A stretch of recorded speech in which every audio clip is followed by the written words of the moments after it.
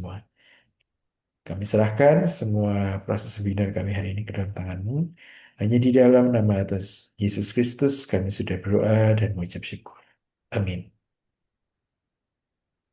Oke, Bapak Ibu, sebelum memulai gitu ya, saya mungkin sebagai perwakilan dari pusat konseling ingin sedikit memperkenalkan ya tentang program ini karena mungkin ini termasuk program yang baru yang diadakan. Jadi memang kami dari PKPP, Bapak Ibu ya, Pusat Konseling dan Pengembangan Pribadi.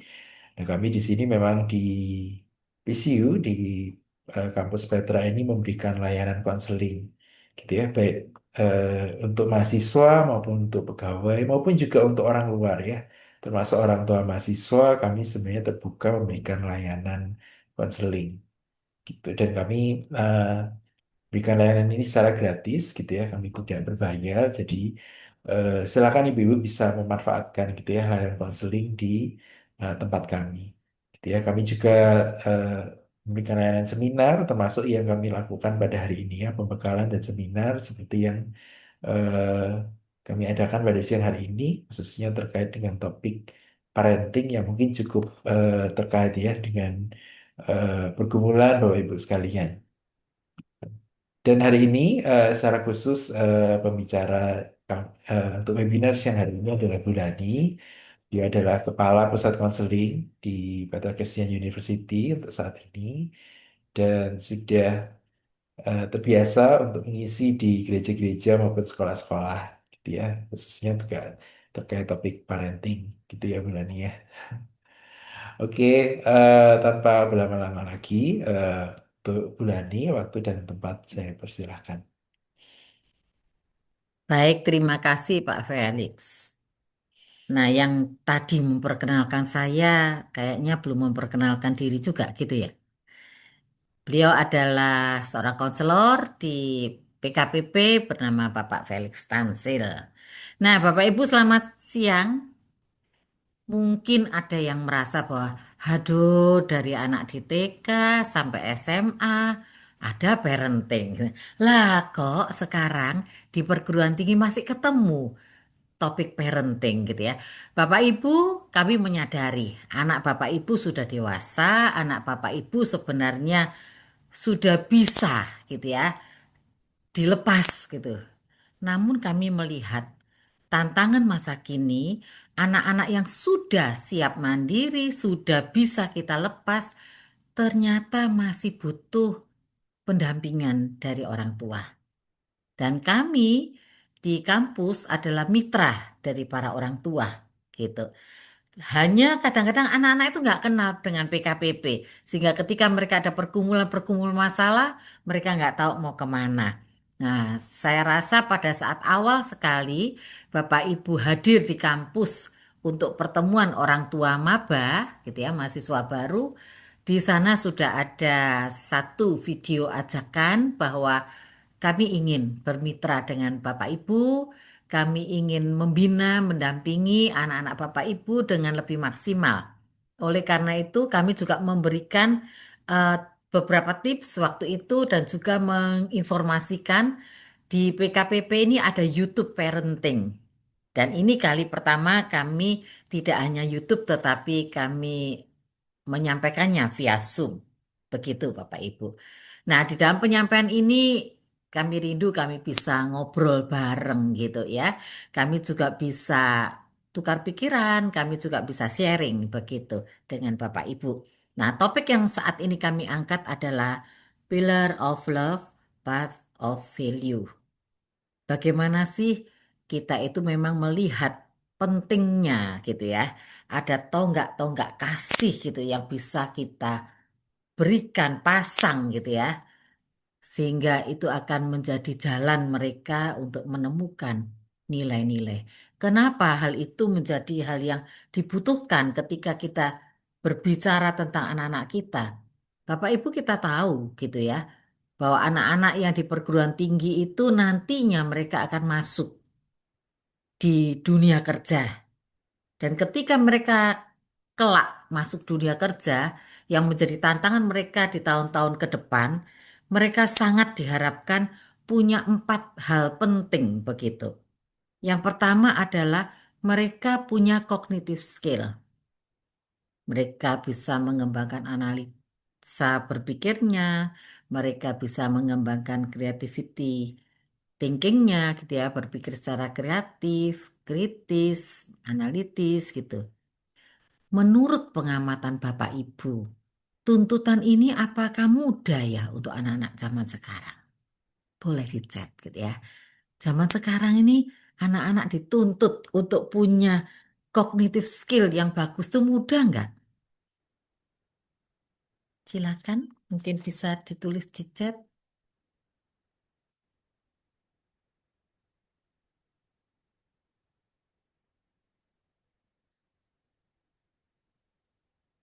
Atau ada yang mau menjawab langsung?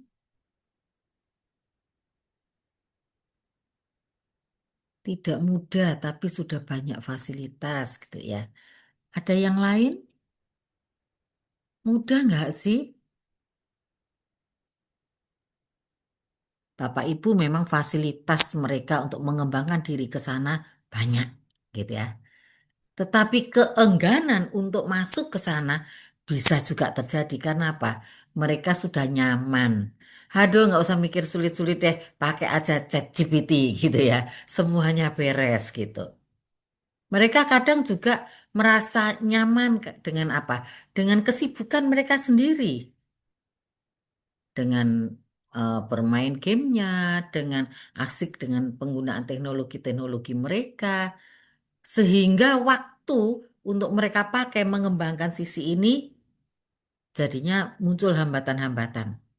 Dan kita sebenarnya melihat anak-anak generasi ini adalah anak-anak yang pinter-pinter luar biasa. Mereka anak-anak yang punya potensi yang luar biasa.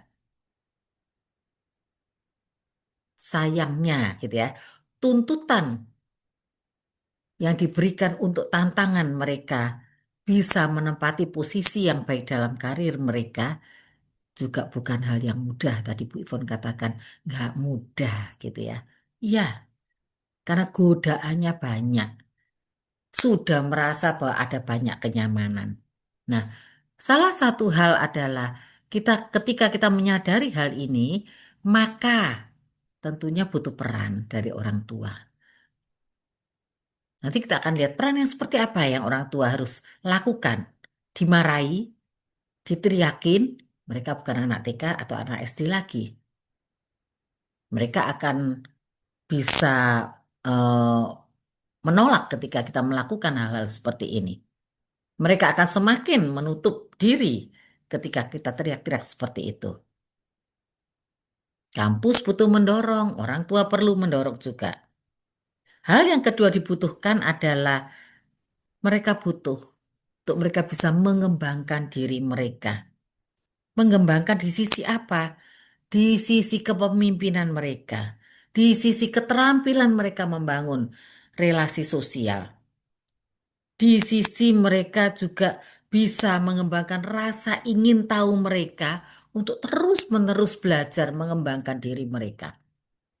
Nah, kalau tadi cognitive skill bukan hal yang mudah, maka ketika mereka punya rasa ingin tahu yang tinggi dengan bidangnya, ini pun juga bukan hal yang mudah bagi mereka. Kadang-kadang mereka asal terima aja apa yang diajarkan ya sudahlah itu saja gitu ya. Ternyata nggak bisa begitu. Ke depan mereka kalau mau sukses ada tuntutan yang lain. Mereka terus-menerus didorong untuk punya rasa ingin tahu yang tinggi sehingga mereka akan punya kerinduan untuk belajar sepanjang masa. Memimpin diri juga bukan hal yang mudah. Mereka butuh dilatih. Dilatih oleh siapa? Orang-orang dewasa di sekitarnya, terutama orang tua dan juga kami, para pendidik yang ada bersama mereka. Mereka bisa punya pengaruh di kelompok sosial mereka.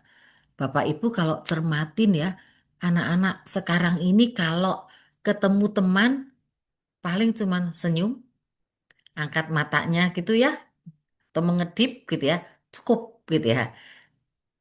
Bukannya rame-rame ngobrol, lalu merasa bahwa, wah aku ketemu teman lamaku. Sebentar, ini kayaknya baterai saya mau habis nih.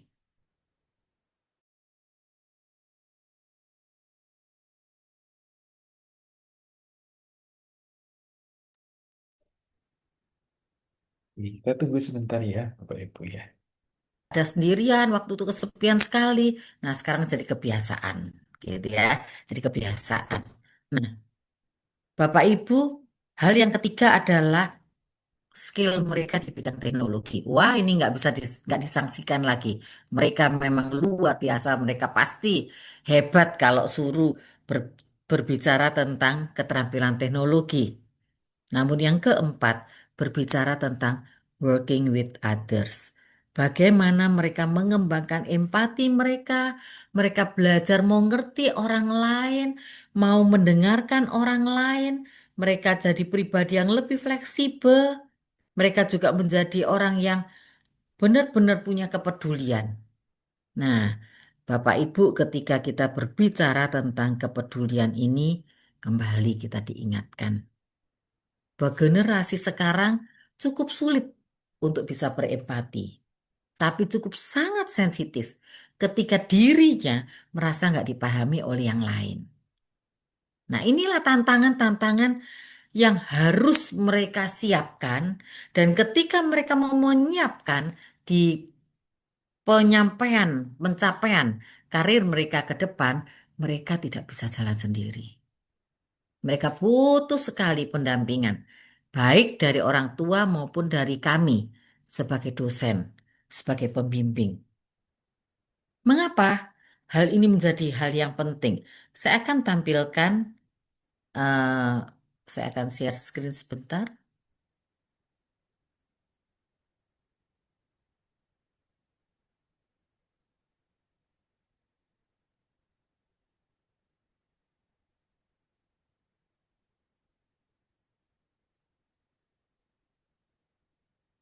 Oke, sudah tertampakkan ya.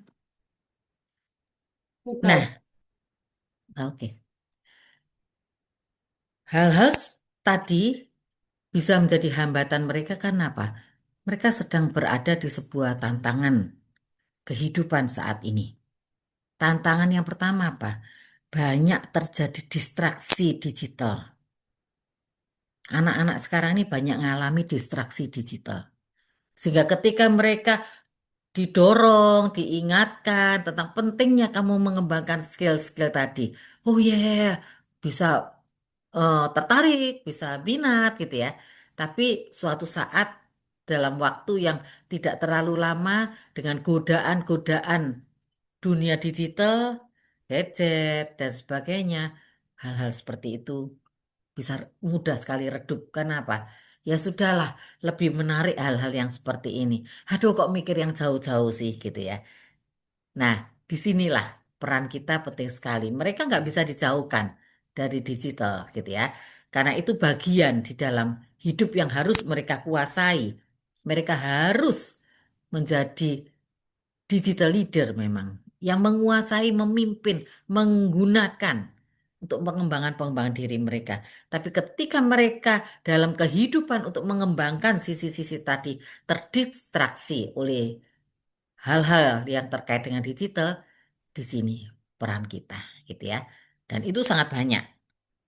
Yang kedua apa? Kesulitan kita untuk memahami mereka dan mendampingi mereka juga dikarenakan kesibukan kita di dalam tuntutan-tuntutan pekerjaan. Bapak Ibu generasi sekarang kan kita menyadari ya, tidak mungkin kita itu bisa lepas dari tuntutan-tuntutan dunia kerja. Tuntutan-tuntutan dunia untuk kita terus-menerus masuk dalam persaingan yang cukup ketat. Untuk kita bisa mempertahankan pengembangan-pengembangan diri di dalam karir kita. Kesibukan kerja orang tua tanpa disadari juga akhirnya waktu yang kita berikan kepada mereka, kita mungkin sekedar hadir, tapi tidak benar-benar bisa memahami dan mendampingi mereka. Yang ketiga adalah adanya kerapuhan dalam berelasi di keluarga.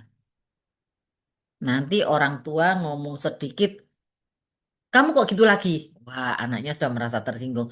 Mama atau balik-balik selalu deh mama itu nyalain saya, gitu.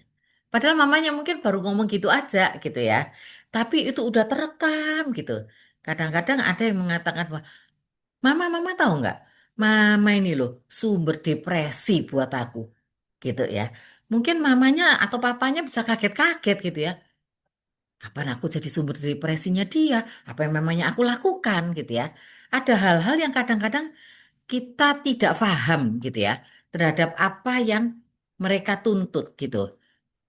Yang tahu-tahu muncul gitu ya. Muncul muncul satu satu apa ya? Satu statement-statement yang bisa mengagetkan kita. Papa sih selalu nyalain, papa selalu bandingin. Mungkin papanya merasa apa? Enggak tuh. Dan anak selalu jadi menghindar. Belum lagi memang hubungan antara papa mama yang tidak tidak baik. Wah, ini akan menambah lagi kerapuan relasi di dalam keluarga. Hal yang ketiga, banyaknya terjadi krisis identitas di generasi muda, di anak-anak kita. Mereka jadi nggak pede banget, mereka mudah sekali banding-bandingin sama orang lain. Jadi mereka jadi pribadi sensitif dan mereka mengatakan, ya sudah ya ini aku bisanya cuma ini aja. Padahal PR mereka untuk mereka bisa berkarir dengan baik masih banyak sekali. Kalau mereka berhenti di gambar diri mereka yang jelek dan kita hanya bisa menuntut mereka, kita tidak mendampingi mereka untuk mengambil langkah menjadi coach bagi mereka, hal ini juga akan menjadi hambatan mereka ke depannya. Ditambah lagi dengan mereka banyak yang cukup pusing dengan tekanan-tekanan akademik yang tinggi.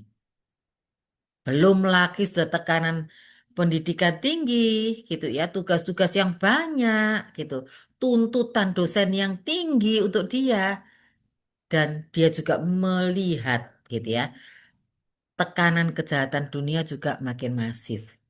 Bapak Ibu cukup banyak kan terjadi sekarang ya, godaan-godaan dengan judi online. Anak-anak berada di grup kegiatan, tahu-tahu promo-promo judi online ini juga masuk memberikan iming-iming macam-macam. Saya kadang-kadang tunjuki sama mahasiswa, Bu, ini loh Bu, bisa masuk di grup-grup kegiatan kami. Godaan mereka marak sekali gitu ya tentang kejahatan. Ditambah lagi sekarang juga cukup banyak yang orang tua perlu waspada. Beritahu anak-anak, ingatkan anak-anak. Kalau ada telepon-telepon asing, udah deh abaikan aja. Apalagi kalau telepon asing itu mengatasnamakan Polda atau via kepolisian apalah, lalu ada ancaman-ancaman tertentu.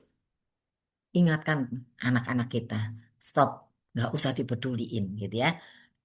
Sedang marak hal-hal seperti ini yang kita perlu tahu, perlu ingatkan ke anak-anak kita supaya tidak terjadi masalah-masalah bagi mereka. Kondisi-kondisi tantangan ini tanpa disadari memunculkan relasi orang tua anak menjadi dangkal dalam berkomunikasi. Ikatan emosinya jadi renggang.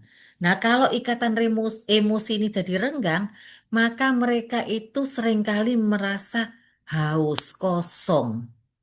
Padahal mereka butuh sekali gitu ya untuk diisi kasih, diisi penghargaan, diisi pujian, diisi eh, tuntunan gitu. Nah, ketika hal-hal ini kosong, seringkali mereka mengalami banyak masalah gitu ya. Nilai-nilai hidup jadi sulit untuk mereka miliki, untuk mengendap dalam diri mereka. Pada saat inilah, mari kita bersama-sama melakukan peran pola asuh yang tepat sebagai orang tua. Bagaimana peran orang tua di dalam mendampingi anak-anak kita? Ada peran yang bisa disebut sebagai peran helikopter gitu ya. Orang tua yang jadi helikopter. Ngeliat di awang-awang apa sih yang terjadi dengan anakku. Diikuti semua perilaku, kondisi, semuanya kita ingin tahu. Jelek nggak jelek sih? Itu baik. Tapi begitu anak kita mengalami sesuatu, langsung orang tua ambil alih. Langsung orang tua melakukan sesuatu. Anak tidak punya lagi kesempatan untuk belajar menghadapi masalah-masalah itu. anak-anak jadi pribadi yang cukup imun dengan kesulitan. Karena apa? Peran orang tua yang berlaku sebagai helikopter yang selalu siap siaga untuk turun, ambil bagian, ambil alih kesulitan-kesulitan anak itu menjadi masalah buat mereka. Apakah hal ini menguntungkan? Kalau ini terus-menerus sampai usia dewasa mereka, kita terus jadi helikopter dalam kehidupan anak-anak kita, maka anak-anak kita nggak akan pernah belajar mengambil keputusan. Anak-anak kita nggak akan belajar berani mengambil konsekuensi dalam kehidupan mereka. Peran orang tua yang kedua adalah kita jadi peran bergaya orang tua yang punya kuasa gitu ya, otoriter sekali gitu ya. Mungkin saat ini seringkali ada istilah ini gaya orang tua VOC gitu ya. Nggak ada ilmunya sih, cuman VOC itu seringkali digambarkan zaman dulu, zaman penjajahan, semua serba takut gitu ya, semua serba merasa ditekan gitu. Pokoknya kalau papa bilang ini, mama bilang ini, harus gitu ya. Alasan apapun, no gitu ya. Kalau orang dulu, anak-anak dulu kan begitu orang tua gini aja udah pada takut gitu ya. Zaman sekarang ya dikira orang tuanya batuk aja gitu ya. Tenang-tenang aja gitu ya. Kalau tuh orang tua mengingatkan mulai lagi, nah apa sih mah? Kan aku cuman, nah begitu ya. Ini kayak anak sekarang gitu. Jadi apakah pendekatan kita dengan berperan ketika sebagai gaya VOC ini di dalam era sekarang, apakah ini menjadi gaya yang tepat? Dulu kita ya dan amin. Anak sekarang, tadi saya katakan di depan, anak-anak sekarang anak-anak pinter, anak-anak yang punya wawasan jauh sekali gitu ya. Belajar banyak hal, banjir informasi. Ya. Informasi benar, salah, baik, buruk, semua mereka pegang. Mana yang mereka pilih? Seringkali yang enak, pokoknya, gitu ya. Yang mudah, yang enak, yang nyaman buat diri mereka. Nah, disitulah sebenarnya orang tua penting sekali memberikan value, gitu. Sehingga itu akan mewarnai sikap mereka, keputusan-keputusan mereka.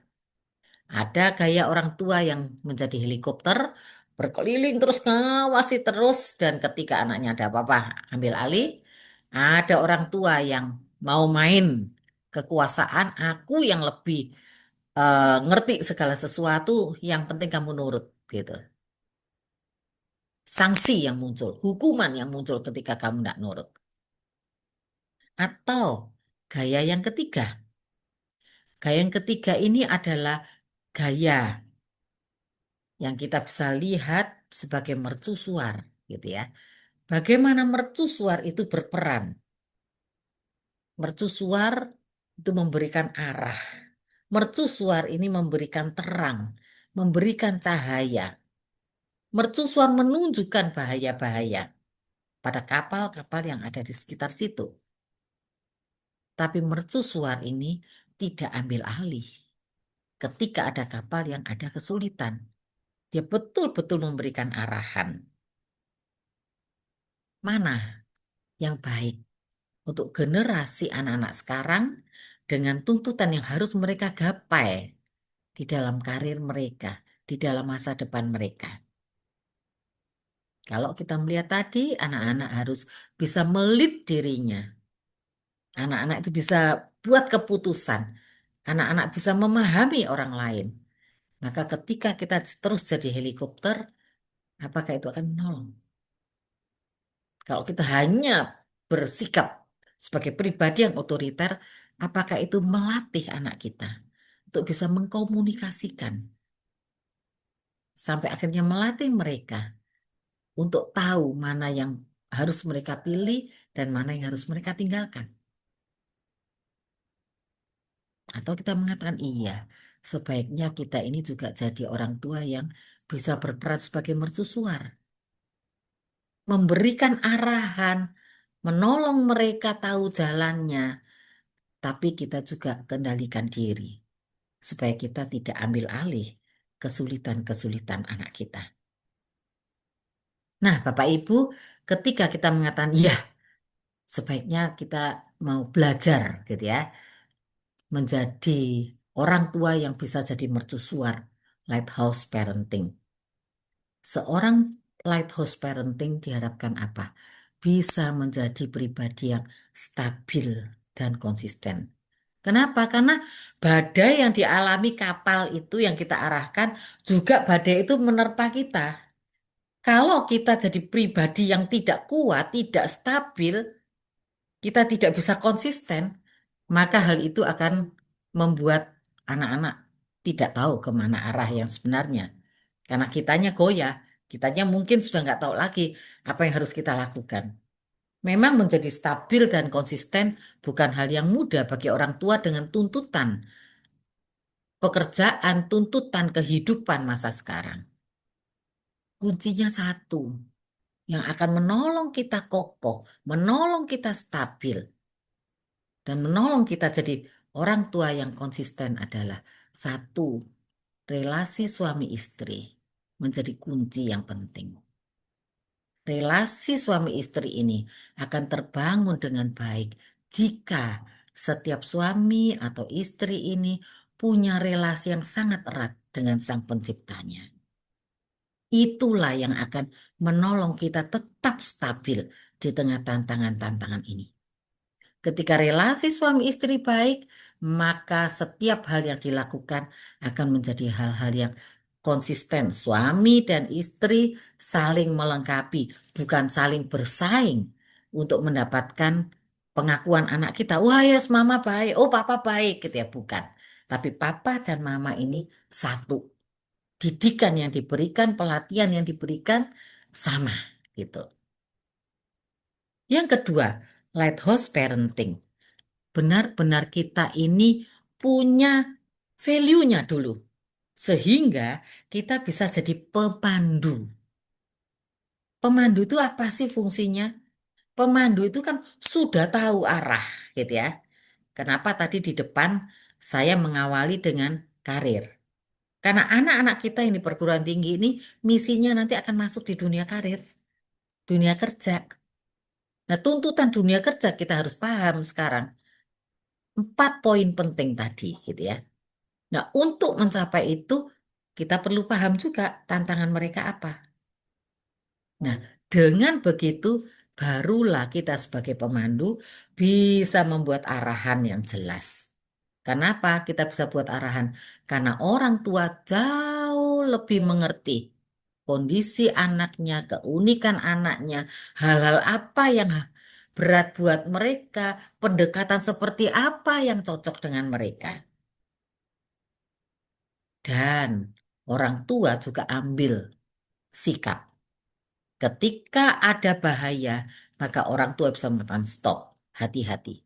Tadi saya sharingkan tantangan saat ini yang banyak terjadi di dunia kampus. Anak-anak diincer dengan telepon-telepon yang berbahaya, mengatasnamakan polisi, mengatasnamakan Polda, dan sebagainya. Lalu ada tuduhan-tuduhan. Kamu melakukan ini ya? Kalau kamu tidak mau bayar, maka orang tuamu yang akan kami ciduk. Kamu bisa diancam demikian-demikian. Namanya anak seringkali punya kekhawatiran. Nah, berikan peringatan-peringatan, berikan rambu-rambunya. Sehingga mereka bisa mengatakan, oke, kalau ada seperti ini, papa mama sudah ingatkan aku untuk melakukan ini. Yang ketiga, lighthouse parenting adalah sikap orang tua yang tidak selalu ngontrol anaknya. Mengontrol dalam arti kalau ada sesuatu kita langsung melakukan ambil alih. Enggak. Tapi orang tua yang sejak awal melatih anak-anaknya untuk membangun filter di dalam diri mereka. Karena apa?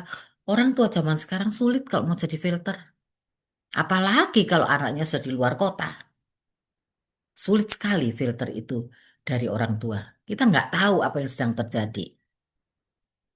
Tapi kalau filter itu di dalam diri anak, maka itulah yang mereka bisa mengkaji mana yang baik dan mana yang tidak. Nah, bagaimana menanamkan filter ini? Menanamkan filter nomor satu adalah ketika kita bisa mengajarkan takut akan Tuhan. Karena itu kunci paling penting untuk mengarahkan jalan hidup mereka. Dan yang kedua adalah keteladanan dari orang tua. Ketiga, doa orang tua yang terus-menerus mengiringi perjalanan anak-anak kita. Kalau kita membimbing dengan pendekatan lebih banyak dengan cara lighthouse parenting, maka dampaknya adalah anak-anak kita ini ketika menghadapi tantangan yang tidak mudah, mereka tetap bisa tegar. Karena apa? Mereka punya keterampilan membangun resilience dalam diri mereka. Terpukul, jatuh, wajar. Ada tantangan, stres, wajar. Tapi tidak berhenti di dalam kejatuhan itu. Melainkan mereka pelambat laun akan terus belajar untuk bangkit, dan mereka belajar dari kesalahan itu. Untuk mereka jadi lebih kuat. Anak-anak yang dilatih dengan lighthouse parenting, yang orang tua tidak langsung turun tangan, orang tua tidak hanya mengatakan tidak boleh, hanya bisa marah, hanya bisa beri hukuman saja. Tapi orang tua yang melatih mereka, memandu mereka, mereka akan berkembang jadi anak-anak yang bertanggung jawab dan anak-anak yang kuat dengan filternya. Bapak Ibu yang mungkin anaknya jauh dari Bapak Ibu mungkin terpikirkan, waduh gimana nih ngelatihnya? Sudah terlanjur ini ya, relasi kita sudah beda kota. Bapak Ibu zaman sekarang bukan hal yang sulit kan ya? Kita bisa fit call, ngobrol, dan sebagainya dengan mereka. Tapi gimana hal itu bisa tersampaikan? Baik yang masih hidup bersama anak di Surabaya maupun yang pisah kota. Kunci utamanya adalah kasih. Ketika ada kasih, maka dengan sendirinya orang tua akan satu, berani hadir seutuhnya dalam kehidupan anaknya. Artinya apa berani hadir seutuhnya? Mereka hadir sekalipun beda kota, mereka bisa hadir seutuhnya ketika mereka bisa dengerin keluhan mereka, anak-anak kita, bisa dengerin ketakutan mereka, bisa dengerin kecemasan mereka. Atau mungkin kita mengatakan, Bu, anak-anak kalau ditanya gimana, tidak ada apa-apa, baik-baik mah. Sudah lama, Pak, tidak usah terlalu sering nanya-nanya. Aku sudah besar. Mungkin mereka akan berbicara begitu. Mari kita jadi orang dewasa yang tidak mudah tersinggung. Ketika menara itu memancarkan sinar yang memberi arah, memberikan panduan. Mungkin ada kapal yang nggak peduli, sehingga lalu dia menabrak batu karang. Tapi apakah sinar itu kemudian meninggalkan kapal tersebut? Tentunya enggak kan? Sinarnya tetap berpendar. Peran sebagai pemandu tetap ada untuk menolong kapal itu kembali untuk menemukan jalannya. Hadir seutuhnya bukan hanya badan kita yang datang di hadapan anak kita saja, tapi terlebih penting lagi adalah hati kita, telinga kita, mata kita yang mau ngerti mereka, mau mewadahi kebutuhan-kebutuhan emosional mereka. Sampai mereka bisa mengatakan, aku bangga aku punya orang tua ini. Anak-anak yang merasakan orang tuanya hadir seutuhnya, mereka akan membangun sebuah nilai bahwa aku ini berharga. Sampai papa mama itu betul-betul ngerti aku. Dia akan merasa bahwa, wow gitu ya, spesial banget aku. Belajar hadir seutuhnya. Karena lewat hadir seutuhnya itulah filter-filter dalam hidup mereka akan terus terbangunkan. Yang kedua, kita punya penerimaan dan kasih tanpa syarat. Apa adanya dia kita terima, kita akui, dan kita berikan apresiasi tanpa kita banding-bandingkan. Kita menerima dia, mengasihi dia, karena bagi kita, dia adalah anak yang sangat berharga. Nah, ketika anak-anak dilakukan seperti ini, apa yang terjadi? Anak-anak akan berani berdiri dengan tegak di dunianya. Mereka berani jadi pribadi yang autentik. Ya inilah aku. Mereka tidak harus jadi sama dengan orang lain. Karena apa? Orang tuaku menerima aku apa adanya. Mengasihi aku apa adanya. Menjadikan aku spesial dengan apa adanya. Tanpa ada tuntutan yang lain-lain. Dia mudah sekali menerima diri. Dan ini akan membuat mereka kuat di tengah tekanan dan masalah-masalah yang ada di sekitar mereka. Yang ketiga, ketika ada kasih, maka orang tua akan membangun relasi, koneksi emosi dengan anaknya. Membangun relasi emosi dengan anaknya itu seperti apa? Kita akan belajar untuk bisa ngerti mereka. Apa sih yang mereka takutkan? Apa sih yang sedang mereka khawatirkan?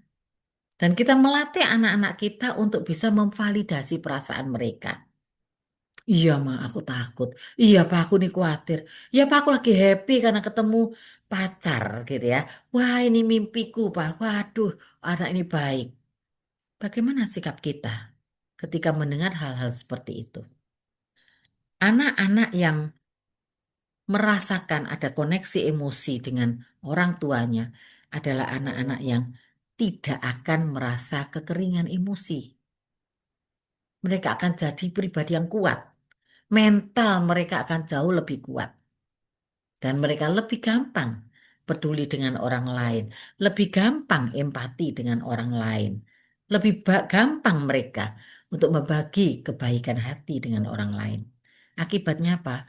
Relasi sosial mereka dengan kelompoknya juga akan dibangun dengan kuat.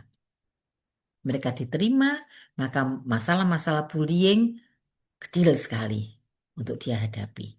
Itu kan menjadi tantangan juga saat ini. Beri keamanan dan batasan. Dalam arti apa beri keamanan?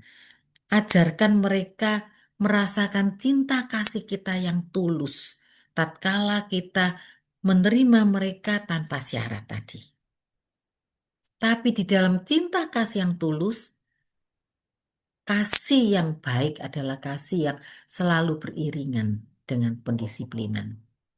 Pendisiplinan bukan sekedar main hukuman, tapi pendisiplinan adalah diajarkan mereka tentang konsekuensi. Tatkala ada hal yang tidak benar dilakukan, maka ada konsekuensi logis yang mengikutinya. Dengan memahami seperti ini, dengan melatih seperti ini, maka anak-anak tahu gitu. Oh, aku harus selalu menjaga jadi pribadi yang membangun tanggung jawab.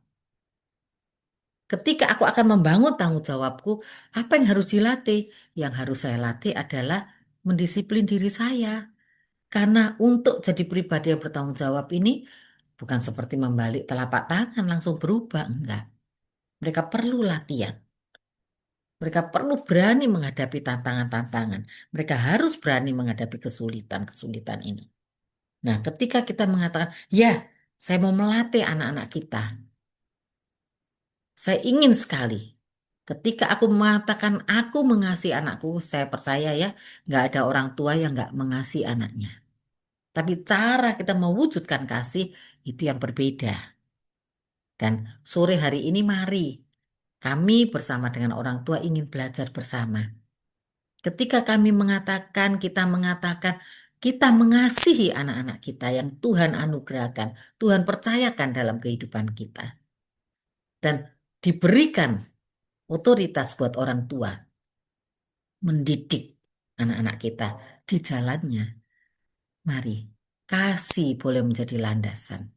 Karena ketika kasih itu jadi landasan dengan cara menyatakan bahwa kita tuh hadir seutuhnya, bukan sekedar fisik yang hadir. Belajar untuk menerima segala keunikan anak-anak kita tanpa membandingkan satu dengan yang lain. Dan kita mengatakan ini anugerah terindah yang memang Tuhan kita percayakan pada kita. Belajar untuk mau memahami emosi mereka. Sehingga koneksi emosi itu akan terjalin dengan baik. Anak-anak kita tidak mengalami kekosongan sampai mencari hal-hal yang tidak baik. Membangun keamanan dengan batasan-batasannya. Maka disitulah kita akan menolong anak-anak kita untuk siap menghadapi tantangan ke depan, tuntutan-tuntutan yang harus mereka gapai. Nah, gimana caranya sekarang kita mewujudkan hal ini? Untuk mewujudkannya ada tiga hal. Yang pertama adalah, yuk kita bangun koneksi orang tua dan anak. Dengan cara apa? Punya quality time. Bu, kita jauhan Surabaya dan mungkin kota mana gitu ya. Zaman sekarang nggak halangan kan ya. Kita tetap bisa janjian sama anak kita. Kita ngobrol ya. Ngobrolnya apa? Jangan yang ujiannya gimana? Tugasmu gimana? Kamu ambil dosenmu gimana? Sama temenmu gimana? Enggak. Ngobrol yang santai. Istilahnya katanya ngobrol tentang hal-hal yang receh gitu ya. Yang seneng-seneng, yang receh, yang ringan. Tentang makanan kah? Tentang apa kegiatan yang asik, pertemanan yang asik. Gunakan quality time yang berkualitas. Dan kenali dunia mereka.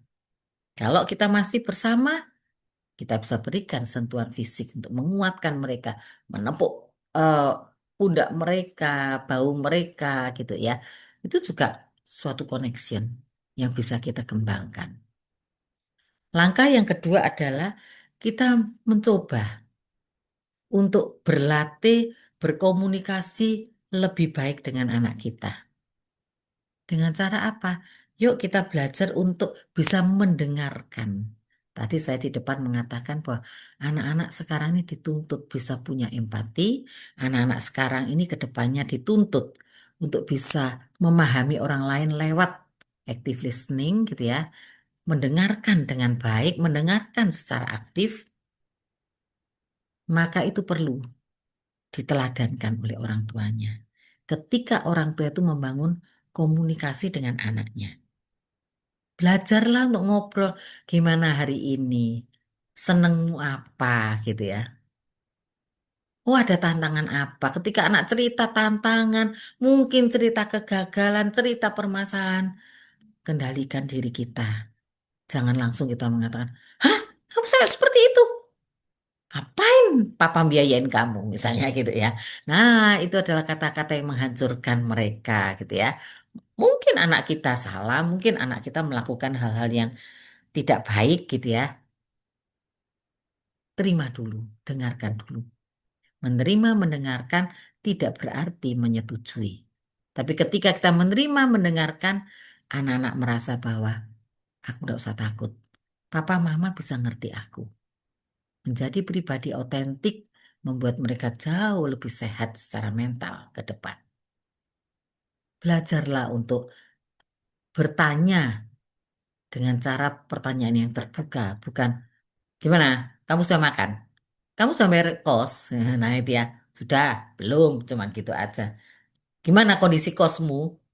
Ceritain dong teman-teman di kos asiknya apa? Ya, itu kan lebih menarik. Anak akan cerita. Bu, sudah tak tanya gitu, tapi jawabnya enggak apa-apa, baik-baik. Ya, suka kayak gitu, gitu misalnya ya. Mungkin jawabannya begitu. Ya, nggak apa-apa. Jangan ngomel. Tanyain, jawabannya kok seperti itu? Enggak. Oh gitu, tak semua baik ya sudah. Bersyukur berarti kamu akan jadi lebih baik lagi. Ketika kita mencoba menerima gitu ya, lambat laun anak-anak itu akan lebih mudah bercerita dengan kita. Karena merasa apa? Oh aman. Papa, mama ini kalau diajak ngomong enak, nyaman gitu ya. Dan kita juga perlu jadi sumber informasi yang terpercaya. Misalnya tadi ya, tolong Bapak Ibu beri informasi ke anak-anak bahwa sekarang ini lagi marak. Marak apa? Tawaran judi online, yang iming-imingnya luar biasa, lalu semakin marak telepon-telepon yang berbahaya dan itu menguras dana orang tua misalnya gitu. Beritahukan, jadilah sumber informasi yang terpercaya sehingga anak-anak merasa bahwa oh mamaku ngerti ya, papaku ngerti ya gitu ya. Dengan cara apa? Dengan cara cari informasi memang. Nah, kami pada saat Bapak Ibu pertama kali hadir dalam pertemuan orang tua mahasiswa baru, sudah banyak informasi yang kami bagikan, termasuk juga nomor-nomor telepon penting yang Bapak Ibu bisa hubungi ketika anak Bapak Ibu ada sesuatu, gitu ya, atau Bapak Ibu mendengar sesuatu.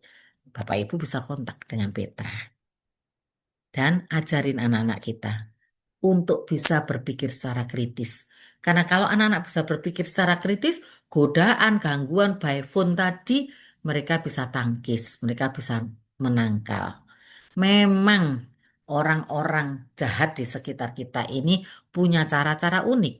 Tapi kalau anak-anak ini diajari berpikir kritis gitu ya, nggak selalu kita ambil alih keputusan dan penyelesaian masalah, maka mereka pasti akan kuat dengan tantangan dan godaan itu. Yang ketiga adalah jadi contoh. Orang tua perlu sekali jadi role model buat anak-anaknya.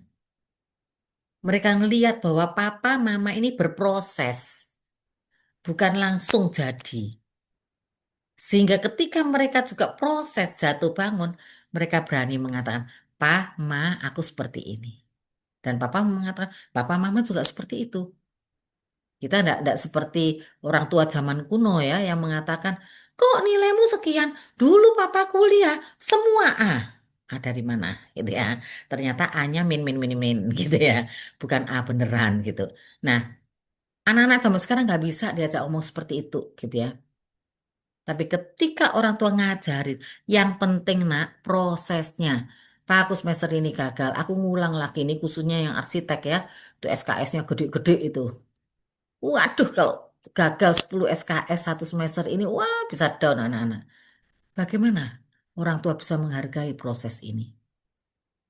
Contoh penting sekali. Anak-anak penting memiliki tujuan yang jelas gitu ya, supaya mereka kuat menghadapi proses-proses yang dilalui di dunia perkuliahan ini. Mereka harus tahu minat mereka dan mereka bisa punya kekuatan untuk terus-menerus membangun kegigihan mereka, mencapai prestasi mereka. Semoga ini menjadi gambaran untuk kita bisa berkomunikasi lebih lanjut dan silakan Bapak Ibu bisa mengikuti YouTube yang PKPP buat memang khusus untuk parenting. Saya kembalikan ke Pak Felix. Oke, terima kasih Bu Lani untuk penyampaian materinya ya, untuk setiap kami juga peserta. Dan Bapak Ibu, saat ini kita akan masuki sesi tanya jawab. Kami mempersilahkan Bapak Ibu yang mungkin mau bertanya langsung, boleh bisa langsung ya untuk bertanya. Barangkali ada waktu kami persilahkan ya.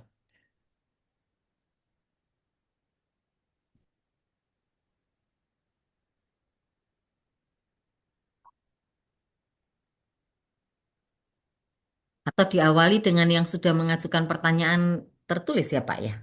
Iya, mungkin sambil menunggu ya, Gilani ya. Ada beberapa pertanyaan sebenarnya yang sudah diajukan oleh peserta ya di Google Form. Ya, yang ini nih bulan ya, ada orang tua yang bertanya, ini sebenarnya tentang kasus ya gitu. Jadi merasa anaknya di awal-awal semester ini kesulitan gitu dengan kuliahnya. Nah, ada kebingungan apakah baiknya itu pindah jurusan atau tetap di situ untuk si anak ini. Dan orang tua ini bercerita juga waktu kelas 12 juga tidak pernah memaksa padahal untuk ambil jurusan ini. Dan ada kebingungan apakah ini entah kemauan anaknya atau ikut temannya seperti itu. Jadi kebingungan antara apakah baiknya anak ini tetap di jurusannya atau pindah ketika ada kesulitan. Gitu. Oke. Memang kita menyadari anak-anak memilih program studi itu ada tiga. Satu, paksaan orang tua. Yang kedua, ikutan teman gitu ya. Karena remaja itu kan paling seneng bersama dengan gengnya gitu ya. Yang ketiga memang menyadari mereka kenal potensi mereka, tahu minat mereka, tahu punya mimpi. Jadi goalnya jelas sehingga mereka menentukan pilihan. Nah, apa yang terjadi dengan anak bapak atau ibu yang bertanya ini, kami juga nggak jelas gitu ya, belum tahu gitu ya. Baik kalau misalnya anak bapak ibu tersebut boleh konsultasi ke kami gitu ya. Boleh konsultasi ke kami. Karena kesulitan di semester-semester awal kadang-kadang dipengaruhi juga oleh adaptasi. Tidak semua anak mudah sekali beradaptasi dan bisa beradaptasi di waktu yang singkat gitu. Nah, kalau misalnya butuh pendampingan silakan. Tapi apakah pasti harus pindah? Nanti dulu. Karena itu kalau hanya karena masalah adaptasi, pindah kemana aja, ya tetap aja masalah seperti itu akan muncul gitu. Tapi kalau memang betul-betul itu bukan bidang dia, contoh misalnya ya, anak arsitek atau anak desain, itu ide-ide menggambar dan sebagainya dibutuhkan. Tapi dia lemah sekali untuk bidang itu. Nah, itu kan nggak bisa dipaksain gitu ya. Nah, berarti ya sebaiknya pindah gitu. Nah, kalau bertemu dengan kami akan mencoba menolong gitu ya, mengarahkan manakah yang baik. Dan kalau toh itu tidak nyaman, maka mereka juga akan tahu gitu kemana mereka akan pindah dan sebagainya. Kami pasti akan menginformasikan kembali gitu.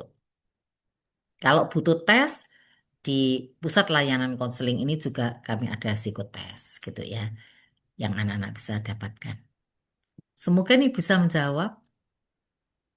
Oke, terima kasih Bu Yani. Jadi sepertinya memang untuk kasus-kasus tertentu butuh follow up lebih lanjut ya Bu Yani ya. Iya. Jadi memang dengan konseling maupun juga dengan psikotes gitu karena biasanya untuk kasus-kasus tertentu juga solusinya bisa berbeda-beda ya.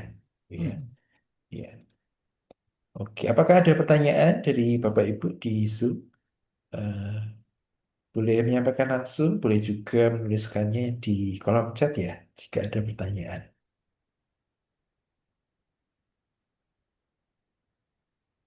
Ya, kalau belum ada, saya akan tanyakan lagi dari yang Google Form ya, Lani ya. Ya. Jadi, nggak ada kebingungan nih dari orang tua gitu ya. Eh, Kenapa sih kok anak zaman now, zaman sekarang ini sepertinya sulit gitu Bu, ketika dinasehati gitu. Jadi punya argumen sendiri. Jadi mungkin tidak seperti zaman dulu gitu ya. Kayaknya kalau orang tua bilang apa, kita tuh selalu nurut gitu. Ya Mm-mm. seperti yang Bulan dibilang tadi ya. Mm-mm. Ya, karena kalau zaman dulu kita ini seperti anak-anak yang sangat sangat apa ya, sangat punya rasa takut ya dengan orang tua gitu. Jadi otoritas orang tua itu demikian besarnya. Dan anak-anak zaman dulu juga anak-anak yang cenderung manut. Ya dan amin orang tuanya ngomong apa aja. Anak-anak zaman sekarang mereka dengan kekritisannya mereka juga lebih punya kepandaian dan mereka punya banyak informasi, maka mereka selalu bertanya, maksudnya apa? Kenapa begitu? Lo ini lo sebenarnya seperti ini. Ketika mereka menyampaikan hal-hal itu, sebenarnya mereka itu bukan berontak, mereka bukan nggak sopan gitu ya. Kalau toh terjadi seperti itu bisa jadi karena mereka belum belum apa ya, belum terampil menyampaikannya secara bijak. Jadi argumentasi yang mereka sampaikan dari informasi-informasi yang mereka dapatkan seabrek itu tadi mereka menyampaikannya bisa aja nggak pas gitu ya. Tapi tidak ada maksud sebenarnya kurang ajar gitu ya. Nah, butuh kerendahan hatian dari kita. Jadi gaya mereka menyampaikan memang sekarang sudah berbeda dengan gaya kita dulu. Kan memang dunia ini sangat berubah dan perubahan itu sangat cepat. Maka kita pun juga harus berlari-lari menuju perubahan itu. Kita sebagai orang tua, kami sebagai pendidik, ya kami menyesuaikan diri. Saya sudah lama hidup di kampus dan saya juga merasakan kalau anak-anak zaman dulu tahun 90-an itu datang terlambat itu aduh sungkan banget sama dosennya. Minta maaf banget gitu ya.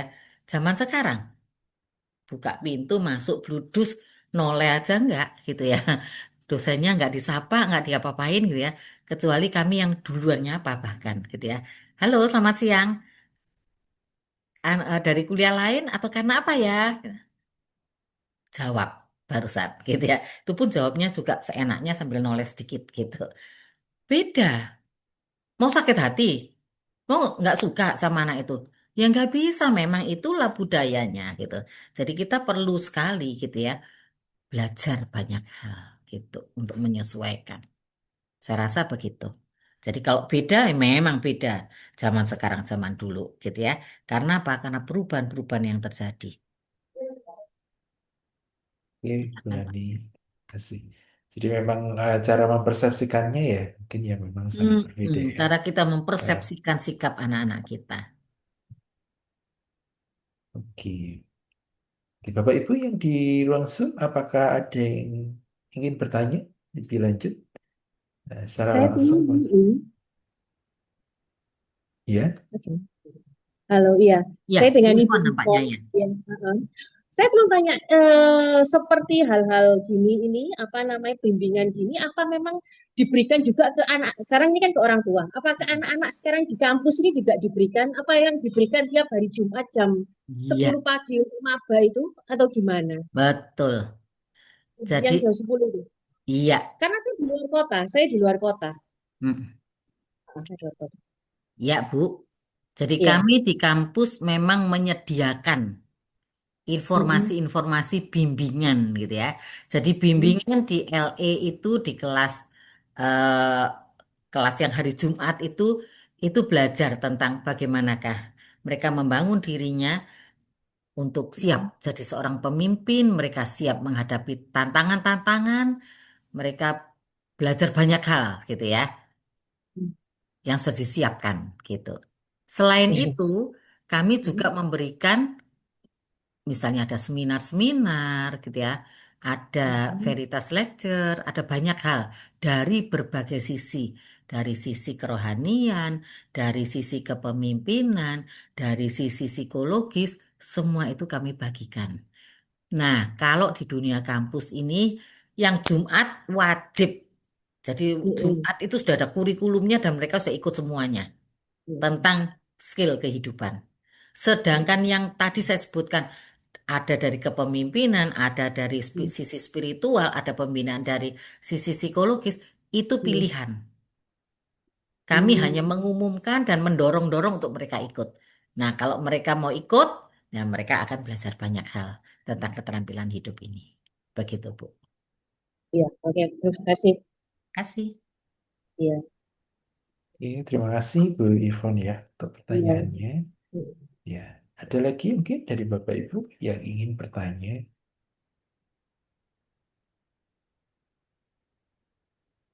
Ada kesulitan mungkin atau kekhawatiran tertentu ya ketika menghadapi anak yang berkuliah.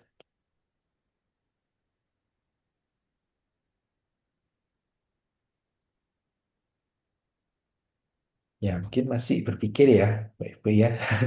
Kalau gitu saya akan melanjutkan pertanyaan dari Google Form ya, Melania. Oke. Gitu. Dan mungkin ini sebenarnya ada yang cerita juga gitu ya, apakah anak saya ini siap untuk mandiri gitu. Mungkin kalau dibuat secara umum mungkin ini ya bulan ini gimana sih caranya orang tua kita sebagai orang tua itu bisa tahu anak kita ini sudah mandiri atau belum gitu. Apalagi mungkin eh, ketika berkuliah kan anak mungkin mulai merantau, mungkin tinggal di kos gitu ya yang jauh dari orang tua gitu. Gimana kita tahu bahwa anak kita ini sudah mandiri apa belum gitu. Iya. Sebenarnya bisa jawab orang tuanya, gitu ya. Anak saya ini bisa sudah jadi bisa mandiri nggak sih ya? Karena apa? Berbicara mandiri itu bukan instan. Berbicara untuk melatih anak kita jadi mandiri itu berbicara tentang life skill. Seberapa kita itu melatih mereka, gitu ya. Melatih mereka untuk bisa mengatur diri mereka sendiri. Misalnya, anak itu enggak bisa bangun pagi kalau enggak papanya teriak, gitu ya. Saya pernah punya mahasiswa, kalau mamanya ndak teriak, dia ndak bangun. Jadi setiap kuliah pagi selalu terlambat. Akibatnya gagal terus, karena terlambatnya lebih dari 25%. Sampai akhirnya saya mengajari, coba sih, kalau mama yang paling bisa bangunin kamu, wes kamu latihan aja. Alarmnya adalah suara mama teriak, gitu ya. Seperti yang dulu kamu zaman SMA. Wah, berhasil dia. 1 semester dia berhasil. Nah, setelah 1 semester berhasil, saya mengatakan apa? Buang alarm itu, ganti alarm yang biasa. Sudah terlatih dia. Dan akhirnya lulus, gitu ya, sekalipun molor. Saya lupa, 1 semester atau 2 semester molornya. Tapi dia berhasil. Nah, harapan saya, anak-anak bisa dilatih mandirinya sejak kecil. Bangun tidur, untuk sekolah, tanggung jawab, studi, tanggung jawab beres-beres di rumah gitu ya, bisa cuci baju sendiri, bisa setrika gitu ya. Hal-hal simple gitu ya. Bisa masak simple lah untuk diri mereka sendiri sehingga ketika dia in the course, dia sudah terampil melakukannya. Bukan gampang sih beli aja. Memang gampang. Bayangkan kalau itu hujan deras, nggak bisa keluar. Oh ya, kita nggak bisa keluar. Bisa Gojek, Bu. Hujan deras. Gojeknya nggak ada yang mau ngambil. Terus bagaimana? Nah, ketika mereka punya skill untuk mengatur diri mereka sendiri, saya percaya anak-anak ini akan terlatih untuk mandiri. Dan yang kedua, komunikasi. Ketika connecting dan communication berjalan dengan baik, ketika ada kesulitan pasti mereka akan, ya pa, ma. Gitu. Nah, ketika pa atau ma yang diteriakin, jangan jadi orang tua helikopter. Tapi jadilah orang tua yang bisa jadi pemandu, mengarahkan, dan melatih anak-anak kita. Kira-kira tipsnya begitu. Jadi kalau ditanya, anak saya bisa mandiri nggak ya? Wah, gimana Bapak atau Ibu mendorong mereka, sudah melatih mereka dengan life skill mereka gitu ya. Kira-kira begitu ya Pak Vel? Oke, Bu. Jadi memang tergantung sejauh mana kita sudah membekali anak-anak ya, Bu Iya. ya. Heeh. Nah, dan ini ada pertanyaan yang mungkin cukup terkait bulan ini. Jadi Mm, biasanya mungkin orang tua itu kan mungkin punya kegelisahan ya atau dilema nih ketika mm, mendidik anaknya itu kan itu sejauh mana gitu. Antara ini memang mau mengasihi atau itu terlalu keras misalnya gitu mm, kan. Nah, ini ada pertanyaan juga gitu. Gimana sih caranya membuat anak itu bisa sadar dengan tanggung jawab, tapi di sisi yang lain juga tidak sampai yang mengabaikan mereka gitu, atau yang membuat mereka mungkin kayak tadi ya merasa terluka, merasa hancur ketika mm, mereka mulai diajarkan nih untuk tanggung jawab mandiri seperti itu tadi. mm, mm. Saya rasa gaya komunikasi dan gaya relasi ya. Kalau kita punya gaya relasi yang baik, tidak menyakiti hati anak seperti yang Alkitab katakan, saya percaya ketika kita melatih tanggung jawab itu menjadi hal yang positif. Karena apa? Karena anak-anak tahu gitu melakukannya gitu ya. Misalnya sejak kecil atau mungkin sudah terlambat ya sudahlah sejak SMP atau SMA itu yuk beresin kamar. Mama bantu. Minggu depan kamu beresin sendiri ya. Nah, mungkin minggu depannya kita katakan, oke, sudah oke kamu, atau ada hal yang masih butuh mama bantu gitu ya. Jadi masih ada tawaran. Minggu berikutnya lagi, oke, mama percaya kamu udah bisa gitu. Dan tidak memberikan kritik terhadap apa yang dikerjakan anaknya, tetapi arahan. Kembali peran pemandu itu penting gitu ya. Diberi arahan. Coba kamu lihat kayak gini, sudah oke tah? Apa sih enaknya kalau kamu ngatur kamarmu? Nanti kalau kamu kos, kamu akan seperti ini, misalnya gitu ya. Jadi bangun rasa tanggung jawab itu dengan memahami alasan kenapa aku harus melakukan ini. Bukan sekedar harus, wajib, tanpa tahu kenapa aku begitu, gitu. Anak-anak perlu sekali dilatih dengan seperti itu dan diberi penghargaan terhadap apa yang dia sudah kerjakan.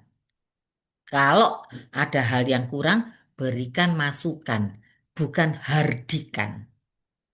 Anak-anak kita butuh tuntunan, bukan sekedar tuntutan. Tanggung jawab. itu tuntutan bisa-bisa gitu ya. Tapi ketika dituntun untuk bisa melakukan tanggung jawab, dituntun untuk melakukan kemandirian, dan dicontohkan oleh orang tuanya menjadi orang tua yang mandiri, orang tua yang bertanggung jawab, saya percaya pasti mereka jauh lebih oke gitu ya. Karena kan kadang-kadang kita ini mengatakan, kamu harus tanggung jawab, ini urusan sekolahmu gitu ya. Tapi papanya sendiri tidak tanggung jawab dengan kehidupan keluarganya, gantung ke orang lain, gantung ke orang tuanya. Nah, anak-anak akan melihat mana tanggung jawab kamu gitu ya. Jadi teladan itu penting sekali itu sebelum kita mengajarkan ke anak-anak kita. Semoga ini menjawab Pak Felix. Oke, thank you, Bu Andi ya. Jadi memang dasarnya komunikasi ya Bu ya, Mm-mm. komunikasi dan ya itu ya tidak hanya tuntutan ya, tapi menolong anak juga untuk mengerti kenapa Iya. itu perlu dilakukan gitu ya. Mm-mm. Sebenarnya alasannya apa? Ya itu mungkin juga terkait yang tadi ya, anak itu sekarang mungkin kritis ya, jadi disuruh itu mereka perlu tahu juga kenapa harus melakukan itu gitu ya. Mm-mm. Oke.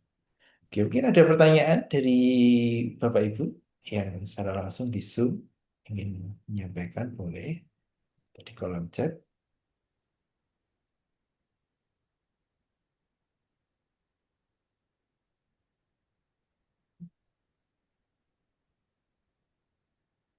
Ya, jika belum ada sambil menunggu, Bapak Ibu bisa mengisi angkat evaluasi yang sudah ada di kolom chat. Kami mohon Bapak Ibu untuk bisa mengisi form evaluasi sehingga bisa menjadi perbaikan untuk kegiatan kami ke depan. Nah, Bapak Ibu bisa klik link yang sudah di-sharekan oleh Bu Stefani di kolom chat. Dan nanti silakan Bapak Ibu memilih untuk pertanyaan pertama, memilih tamu eksternal. Kemudian untuk layanannya silakan memilih yang seminar. Kemudian Bapak Ibu bisa memberikan rating ataupun memberikan masukan ya untuk kegiatan kami pada siang hari ini.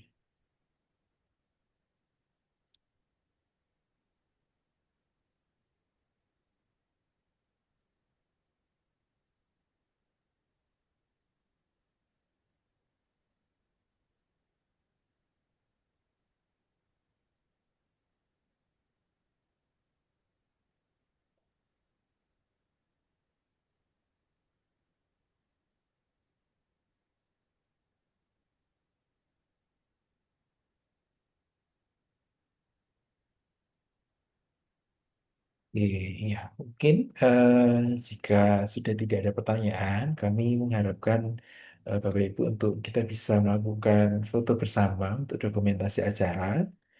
Jadi jika memungkinkan Bapak Ibu, kami harapkan juga untuk bisa on cam, gitu ya, membuka wajahnya sehingga kami bisa kita bisa foto bersama ya, Bapak Ibu ya. Oke. Untuk dokumentasi Bu Nurmi ya. Iya, Bapak. Oh ya, oke. Mungkin bisa Izin Bapak, dipandu Bu. ya, mohon izin Gitu. untuk bisa on cam ya, untuk kita sesi foto bersama dulu. Oke, oke, tahan dulu. Saya izin print screen ya, Ibu Bapak.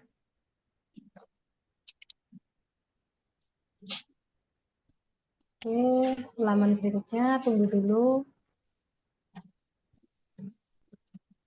Nah, oke, sudah Pak Fel. Terima kasih Ibu Bapak. Selanjutnya saya kembalikan ke Pak Felix. Oke, Ya, terima Pak. kasih Bu Nurmi. Ya Bapak Ibu, dengan ini ya kegiatan kita untuk webinar hari ini sudah selesai. Kita akan menutupnya dengan doa.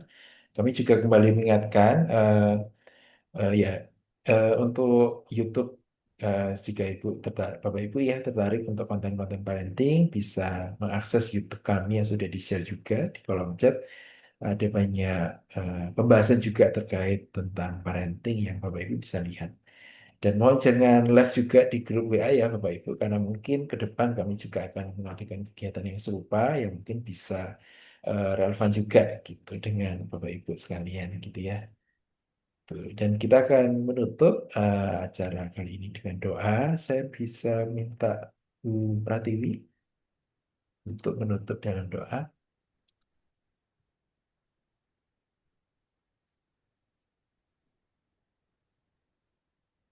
Ya, apakah ada Bu Pratiwi?